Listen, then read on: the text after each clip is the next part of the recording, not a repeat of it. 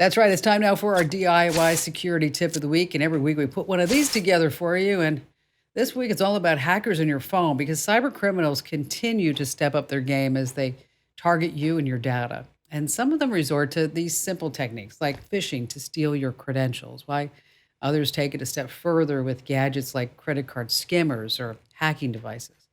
But recently, some hackers have taken identity theft really to a terrifying new level.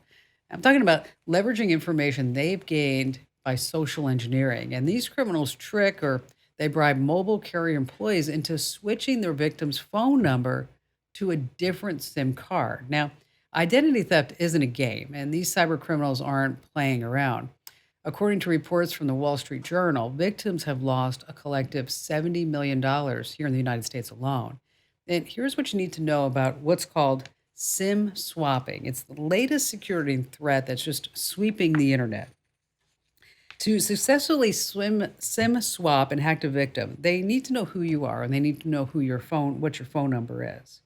And then they use fake IDs and they cherry pick public records. And the report revealed several attackers went as far as just bribing, say, AT&T and T and Verizon and retail employees to provide the information they need. Now, once the attacker has your phone number and this identifying information, they'll visit a different store and perform what's called a SIM swap. This means that your phone number is ported to a brand new SIM card to be used inside a different phone. This does a lot of frightening things. It actually prevents two-factor authentication from alerting you to an attack. It also disables your phone. And then they strike at your email account. And once they've gained access, there's no stopping them from resetting your other passwords, checking your inbox, just outright stealing money from you. Now, Michael Turpin was mentioned in the story, a high-profile cryptocurrency investor.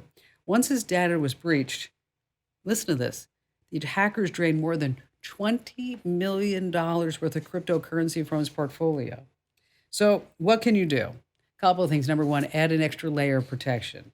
You do want to set up two-factor authentication. You want to call your carrier and set up a special passcode or PIN number for your mobile account. And then you could take everything with you by using what's called a USB-powered device. You can also get a different code every single time you sign on to your account, and you don't want to keep things simple. We've got more information about this and the steps and the links that you need free for the taking over at komando.com. Head over to komando.com, and once you're there, hit that Show Picks of the Week button that's right on the homepage. Hey, thanks for watching. Now, a few things. Don't forget to click the like button and also subscribe to our YouTube channel. And for more digital know-how, check out all these other great links.